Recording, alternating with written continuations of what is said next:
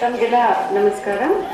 ವಿಶ್ವ ಮಹಿಳಾ ದಿನಾಚರಣೆ, ವಿಶ್ವ ಮಹಿಳಾ ದಿನವನ್ನ ಇವತ್ತು ನಿಮ್ಮ ಹಳ್ಳಿಯಲ್ಲಿ ಅಂದ್ರೆ ಮಲ್ಲನಾಯಕನ ಹಳ್ಳಿಯಲ್ಲಿ ಆಚರಿಸ್ತಾ ಇದ್ದೇವೆ. ಈ ಒಂದು ಕಾರ್ಯಕ್ರಮದಲ್ಲಿ ವೇದಿಕೆಯಲ್ಲಿರುವ ಎಲ್ಲ ಗಣ್ಯರೇ, ಊರಿನ ಈ ಹಳ್ಳಿಯ ಎಲ್ಲ ಹಿರಿಯರೇ, ಮತ್ತೆ DRM ಕಾಲೇಜಿನ ಪ್ರಾಂಶುಪಾಲರಾದಂತಹ ಶ್ರೀಯುತ KS ಈಶ್ವರಪ್ಪನವರೇ, ನೆರೆದಿರುವ ಎಲ್ಲ ಆತ್ಮೀಯ ಸ್ನೇಹಿತರೇ, ಪುಟ್ಟ ಮಕ್ಕಳೇ, ಈ ಕಾರ್ಯಕ್ರಮವನ್ನು ಇಲ್ಲಿ ನಡೆಸಿಕೊಡ್ತಾ ಇರುವಂತಹ ಲೀಡ್ ಸದಸ್ಯರ, DRM ಕಾಲೇಜಿನ ಲೀಡ್ ತಂಡದ ಸದಸ್ಯರೇ, ಮೊಟ್ಟ ಮೊದಲನೇದಾಗಿ ಈ ಮಹಿಳಾ ದಿನಾಚರಣೆಯ ಶುಭ ಸಂದೇಶವನ್ನ ಹಾಗೆ ಶುಭವನ್ನ ತಮ್ಮೆಲ್ಲರಿಗೂ ತಿಳಿಸುತ್ತಾ, ಮಹಿಳಾ ದಿನಾಚರಣೆ ನಾವು ಹೇಳ್ತೀವಿ ಬರೀ ವರ್ಷದಲ್ಲಿ ಒಂದು ದಿವಸ ಅಂದ್ರೆ ಮಾರ್ಚ್ 8ಕ್ಕೆ ಸೀಮಿತ ಅಲ್ಲ, ಪ್ರತಿದಿನ ಮಹಿಳೆಯರಿಗೆ ಈ ಒಂದು ದಿನ ಸೀಮಿತವಾಗಿದೆ ಅಂತ ಹೇಳಿ. ಬಹಳಷ್ಟು ಪುಟ್ಟ ಮಕ್ಕಳಿದ್ದಾರೆ ಇಲ್ಲಿ. ಒಂದೇ ಒಂದು ಸಣ್ಣ ಕಥೆಯಿಂದ ಹೇಳ್ತೀನಿ, ಮಕ್ಕಳೆಲ್ಲ ಕೇಳಿಸ್ಕೊಂತೀರ? ನಾವೆಲ್ಲ ಹೇಳ್ತೀನಿ, ಏನ್ ಕೇಳಿಸ್ಕೊಂಡ್ರಿ ಅಂತ. ಈ ಕಥೆ ಏನ್ ಸಂದೇಶ ಕೊಡುತ್ತೆ ಹೇಳ್ಬೇಕು ನೀವು ನನಗೆ, ಆಯ್ತಾ? ನಮ್ಗೆ 2 ಕೈ ಇದೆ ಅಲ್ವಾ? ಎಷ್ಟು ಬೆರಳಿದೆ? 10. ಎಲ್ಲ 10 ಬೆರಳು ಒಂದೇ ಸಮನಾಗಿದೆಯಾ? ಇಲ್ಲ ಅಲ್ಲ. ಸೊ ಈ ಬೆರಳು ಎದಕ್ಕೆ ಉಪಯೋಗಿಸ್ತೀವಿ? ತೋರು ಬೆರಳಲ್ವಾ? ನೀನು ನೀನು ನೀನು ಅಂತ ತೋರ್ಸಕ್ಕೆ, ಏನೇ ಒಂದು ತಪ್ಪು ಯಾರು ಮಾಡಿದ ತಕ್ಷಣ ನೀನು ಅಂತ ತೋರಿಸ್ತೇವೆ. ಸೊ ಎಲ್ಲ ಬೆರಳುಗಳು, ನೀವೆಲ್ಲ ಜಗಳ ಆಡ್ತಿರಲ್ಲ, ಆಡಲ್ವಾ? ಖಂಡಿತ ಆಡ್ತಿರಲ್ಲ. ಸೊ ಎಲ್ಲ ಬೆರಳುಗಳು ಒಂದ್ಸತಿ ಜಗಳ ಆಡಕ್ ಶುರು ಮಾಡ್ಬಿಡ್ತಂತೆ. ಸೊ ಏನಂತ ಹೇಳಿದ್ರೆ, ನಾನೇ ಗ್ರೇಟ್, ಇವು ಜಗಳ ಇಡುವಾಗ ಹಾಗೆಲ್ಲ ನಾನೇ ದೊಡ್ಡವನು, ನಾನೇ ಎಲ್ಲರಿಗಿಂತ ಮುಖ್ಯ ಅನ್ನೋದ. ಸೊ ಅವಾಗ ಹೇಳ್ತಂತೆ, ಈ ತೋರು ಬೆರಳು ಹೇಳ್ತಂತೆ, ನಾನೇ ಗ್ರೇಟ್, ನಾನೇ ಎಲ್ಲ ಬೆರಳಿಗಿಂತ ಮುಖ್ಯ. ಯಾಕೆಂದ್ರೆ ನೀವು ತಪ್ಪು ಮಾಡಿ ತೋರ್ಸೋದು ನಾನೇ ಈ ತರ ಅಂತ. ಆದ್ರೆ ಯಾರಾದ್ರೂ ಒಬ್ರು ಜಗಳ ಶುರು ಮಾಡಿದ್ರೆ ನೀವೆಲ್ಲ ಸುಮ್ಮನೆ ಇರ್ತೀರಾ? ಇಲ್ಲ ಅಲ್ವಾ? ನಾನೇನ್ ಕಡಿಮೆ ಅಂತ ಪಕ್ಕದಲ್ಲಿರೋದು ಯಾವ ಬೆರಳು? ಮಧ್ಯ ಬೆರಳು, ನಡುವಿನ ಬೆರಳಲ್ವಾ? ಇದಕ್ಕಿಂತ ಜನ್ಮ ಕೊಚ್ಕೊಳ್ಬೋದಾ? ನಾನು ಎಲ್ಲರಿಗಿಂತ ಎತ್ತರವಾಗಿದ್ದೀನಿ, ನೀವೆಷ್ಟೇ ಬೆರಳಿಟ್ಕೊಳ್ಳಿ, ನಾನೇ ನಡುವಿನಲ್ಲಿದ್ದೀನಿ, ಮಿಡ್ಲ್ ಸೆಂಟ್ರಲ್ ಇದ್ದೀನಿ ನಾನು, ಮತ್ತೆ ಎಲ್ಲರಿಗಿಂತ ಎತ್ತರ, ನಾನೇ ಎಲ್ಲರಿಗಿಂತ ಗ್ರೇಟ್ ಅಂತ ಹೇಳ್ತಂತೆ. ಅವಾಗ ಏನ್ ಮಾಡ್ತು? ನೆಕ್ಸ್ಟ್ ಬೆರಳು ಏನ್ ಬೆರಳಿದು? ಉಂಗುರದ ಬೆರಳಲ್ವಾ? ಇದೇನು? ಇದೆರಡಕ್ಕಿಂತ ಬೆಟರ್ ಉಂಗುರದ ಬೆರಳು ಇಲ್ಲ. ಎದಕ್ಕೆ ಇದು ಉಂಗುರ? Very good. ಅದು ಹೇಳ್ತು, ನೀವು ಬೆರಳೆ ಅಷ್ಟೇ ಇರ್ಲಿ, ನೀವೆಲ್ಲ ನಾನೇ ಬಹಳ ಸಂಪತ್ತಿರೋ ನನ್ನ ಹತ್ರನೇ ಯಾರೇ ಆಗ್ಲಿ ಉಂಗುರ ನನಗೆ ತೋರಿಸ್ತಾರೆ, ನಾನೇ ಎಲ್ಲರಿಗಿಂತ ಸಾಹುಕಾರ, ರಿಚ್ ಅಂತ. ಬೇರೆ ಬೆರಳಿಗೆ ಹಾಕೊಂಡ್ರು ಇದು ಉಂಗುರದ ಬೆರಳು ಅಂತ ಇರೋದು, ಇದು ಕೊಚ್ಕೊಂತಂತೆ. ಸದ್ಯ ಇದೇನ್ ಬೆರಳಿದು? ಹೆಬ್ಬೆರಳು ಹೇಳ್ತು, ನೀವೇನಾದ್ರೂ ಜಗಳ ಮಾಡಿ ಏನಾದ್ರೂ ಮಾಡ್ಕೊಳ್ತಾ ಇರಿ, ನಾನಿಲ್ಲ ಅಂದ್ರೆ ನೀವು ಮೂವರು ಉಪಯೋಗಕ್ಕೆ ಬರೋದಿಲ್ಲ. ಹೌದಾ? ಬೇಕಾ ಹೆಬ್ಬೆರಳು?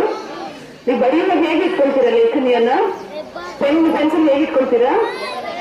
ಹೆಬ್ಬೆರಳು ಸಹಾಯ ಮಾಡತ್ತಿದೆ ಇಟ್ಕೊಳಕಲ್ವಾ? ಅದ್ ಹೇಳ್ತು, ಏನೇ ಕೆಲಸ ಮಾಡ್ಬೇಕು ನೀವೆಲ್ಲ ಬೆರಳುಗಳು ಅಂತ ಹೇಳಿದ್ರೆ ನಾನು ಇರ್ಲೇಬೇಕು, ನನ್ ಸಹಾಯ ನಿಮಗೆ ಬೇಕು ಅಂತ. ಇಷ್ಟೆಲ್ಲ ಕೇಳ್ತಾ ಇದ್ದಿದ್ದು ಲಾಸ್ಟ್ ಉಳಿದಿದ್ದು ಯಾವ್ದು? ಕಿರುಬೆರಳು. ನೀವು ಪುಟ್ಪುಟಾಣಿ ಮಕ್ಕಳಿದಿರಲ್ಲ ಇಲ್ಲಿ, ಆತರ ಕಿರುಬೆರಳು. ನೀವೇನಕ್ಕಾದ್ರೂ ಉಪಯೋಗಕ್ಕೆ ಬರ್ತೀರಾ? ಪುಟ್ಟ ಮಕ್ಕಳು ಇಲ್ಲ ಅಂತೀರಾ? ನೀವೇ ನಮ್ಮ ಆಸ್ತಿ ಅಲ್ವಾ? ಮಕ್ಕಳೇ ನಮ್ಮ ಆಸ್ತಿ. ಕೇಳಿ ಅಪ್ಪ ಅಮ್ಮಂಗೆ ಹೇಳ್ತಾರಲ್ಲ, ಪುಟ್ಟ ಬೆರಳು ಎದಕ್ಕೆ ಯೂಸ್ ಮಾಡ್ತೀರಾ? ಕರೆಕ್ಟ್. ಶಾಲೆಯಲ್ಲಿ ಮೆಸೇಜ್ ಹೇಳ್ತಿರಲ್ಲ ನೀವು,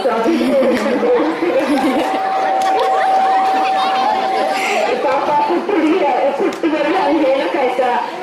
ಅದು ಸರಿ. ಅದು ಹೇಳ್ತಂತೆ, ನೀವೆಷ್ಟೇ ಜಗಳ ಮಾಡಿ ಏನೇ ಮಾಡಿ ದೇವರ ಹತ್ರ ಹೋದಾಗ ಏನ್ ಮಾಡ್ತೀರಾ ನೀವು? ದೇವಸ್ಥಾನಕ್ಕೆ ಹೋದಾಗ, ದೇವರ ಶಿವರಾತ್ರಿ ಅಲ್ವಾ? ಶಿವನಿಗೆ ಏನ್ ಮಾಡಿದ್ರಿ? ಪೂಜೆ ಮಾಡಿದ್ರಿ. ನಂತರ ಏನ್ ಮಾಡಿದ್ರಿ? ಕೈ ಮುಗಿದ್ರಿ. ಹೇಗೆ ಕೈ ಮುಗಿದ್ರಿ? ಹೇಳ್ತಾ, ನೀವೇನೇ ಮಾಡಿ ದೇವರ ಹತ್ರ ಹೋದ್ರೆ ಕೈ ಮುಗಿತಿರಲ್ಲ. ಯಾರು ದೇವರಿಗೆ ಹತ್ತಿರವಾಗಿರೋದು? ಹೇಳ್ತಂತ ಹೇಳುವಂತೆ ನಾನೇ ದೇವರಿಗೆ ಫಸ್ಟ್ ನಾನೇ ಇರೋದು, ನಾನೇ ಬಹಳ ಹತ್ತಿರ ಅಂತ. ಈ ಕಥೆ ಯಾಕೆ ಹೇಳ್ದೆ ನಾನು ನಿಮ್ಗೆ? ಯಾಕೆ ಹೇಳಿ, ಪುಟ್ಟ ಮಕ್ಳು ಇದ್ದೀರಲ್ವಾ? ಸೊ ಪುಟ್ಟ ಮಕ್ಳು ಇದ್ದೀರಾ ಅಂತ ನಾನು ಕಥೆಯಿಂದ ಶುರು ಮಾಡಿದೆ. ಯಾಕೆ ಹೇಳಿದೆ, ಏನ್ ತಿಳ್ಕೊತೀವಿ ಈ ಕಥೆಯಿಂದ? ಹೇಳು, ವೆರಿ ಗುಡ್. ಎಲ್ಲರೂ ನಾವೆಲ್ಲ ಸಮ ಅಲ್ವಾ? ಒಬ್ಬರಲ್ಲ ಬೇಕು, ಎಲ್ಲ ಬೇಕು ಜೊತೆಗೆ. ಎಲ್ಲರೂ ಒಬ್ಬೊಬ್ಬರಲ್ಲ ಒಂದು ವಿಭಿನ್ನತೆ ಇದೆ ಅಲ್ವಾ? ಬಿಸಿಬೇಳೆ ಭಾತ್ ತಿಂತಿರಲ್ಲ ನೀವೆಲ್ಲ? ಬರೀ ಉಪ್ಪು, ಬರೀ ಅನ್ನ, ಬರೀ ಅಕ್ಕಿ, ಬರೀ ಬೇಳೆ ಆದ್ರೆ ಆಗುತ್ತಾ? ಎಲ್ಲ ಸೇರಿಸಿ ಅಡಿಗೆ ಮಾಡಿದ್ರೇನೆ ರುಚಿಯಾಗಿ ಬಿಸಿಬೇಳೆ ಭಾತ್ ಆಗೋದಲ್ವಾ? ಬಿಸಿಬೇಳೆ ಭಾತ್ ಗೊತ್ತಿಲ್ವಾ? ಆತರ ಪ್ರತಿಯೊಬ್ಬರು ಮುಖ್ಯ. ಇದನ್ನ ನಾವು ಮಾತಾಡ್ತಾ ಇರೋದು ಮಹಿಳಾ ದಿನಾಚರಣೆ ಬಗ್ಗೆ ಅಲ್ವಾ? ಸೊ ಮಹಿಳೆ ಮತ್ತೆ ಪುರುಷ, ಗಂಡು ಹೆಣ್ಣು ಅಂದ್ರೆ ಯಾರು ಹೆಚ್ಚು ಯಾರು ಕಡಿಮೆ? ಎರಡು ಸಮಾನರು ಅಲ್ವಾ? ಸೊ ನಾನೇ ಹೆಚ್ಚು ಅಂತ ಹೋದ್ರೆ ಇದು ಕೆಳಗಾಗ್ಬಿಡುತ್ತೆ. ತಕ್ಕಡಿ ಸರಿಯಾಗಿ ತೂಗುಗಳನ್ನು ಒಂದೇ ಲೆವೆಲ್ ಅಲ್ಲಿ ಇರ್ಬೇಕು ತಾನೆ. ಸೊ ಸಮಾನತೆ ಬೇಕು. ಪುರುಷ ಮತ್ತೆ ಮಹಿಳೆ ಇಬ್ರು ಸಮಾನವಾಗಿದ್ರೆ. ಒಂದು ಗಾಡಿ ಓಡ್ತಾ ಇರುತ್ತಲ್ವಾ, ಎತ್ತಿನ ಬಂಡಿ ಎಷ್ಟು ಚಕ್ರ ಇರುತ್ತೆ? 2 ಚಕ್ರ ಸಮನಾಗಿ ಓಡಿದ್ರೆ ಮಾತ್ರ ಬಂಡಿ ಮುಂದಕ್ಕೆ ಹೋಗುತ್ತಲ್ವಾ?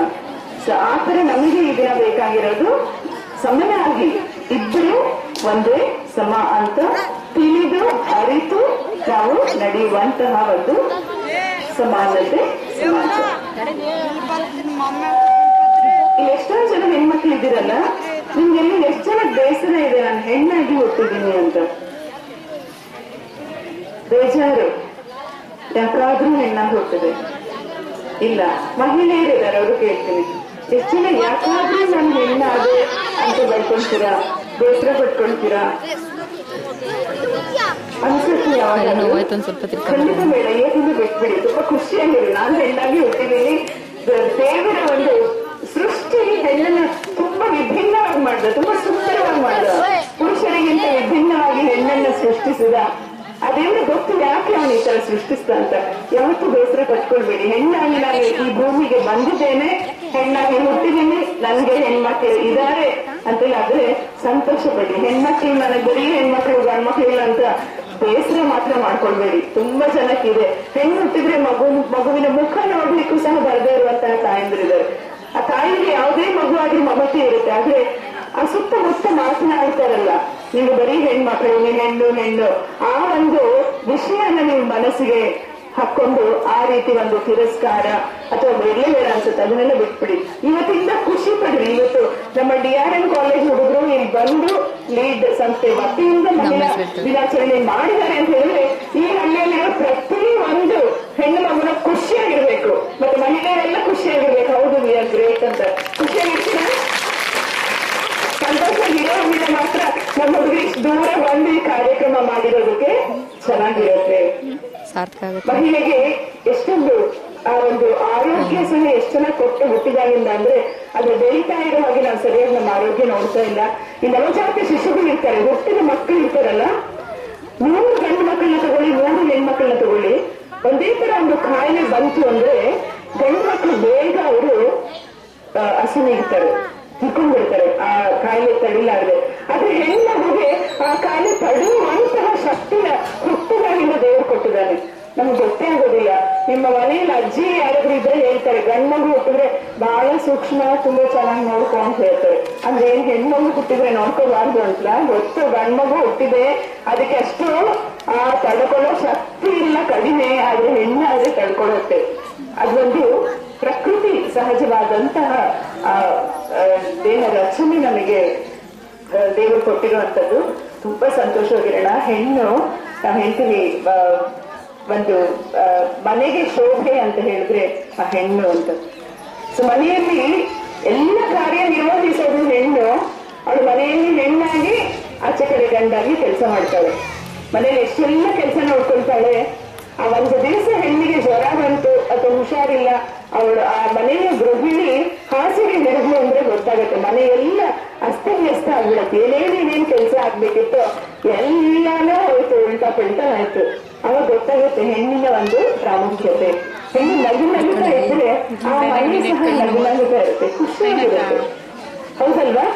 ನಮ್ಮ ಮನಸ್ಸು ಸಂತೋಷವಾಗಿದ್ರೆ ನಾವು ಮಾಡೋ ಕಾರ್ಯದಲ್ಲಿ ಎಲ್ಲ ಅಷ್ಟೊಂದು ಶ್ರದ್ಧೆ ನಿಗಾ ವಹಿಸ್ತೀವಿ.